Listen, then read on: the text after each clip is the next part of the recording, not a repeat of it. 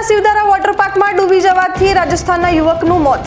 Water પાર્કમાં ડૂબવાના બનાવમાં બચાવ અંગેની કોઈ જ સુવિધા ન હોવાના પરિવારે કર્યા આક્ષેપ।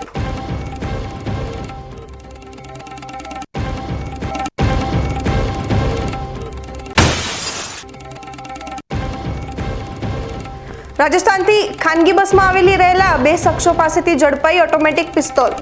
પોલીસ બંનેની અટકાયત કરી હાથ ધરી આર્મ્સ એક્ટ મુજબની કાર્યવાહી।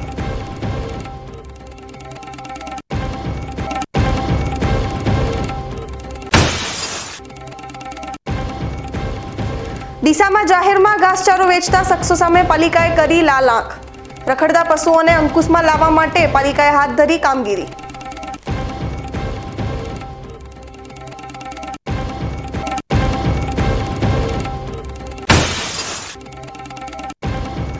ડીસા માર્કેટમાં મગફળી અને બાજરીની આવક શરૂ। પ્રથમ દિવસે મબલક આવક થતા બાજરી અને મગફળી તમામ રેકોર્ડ તોડે તેવી બંધાઈ આશા।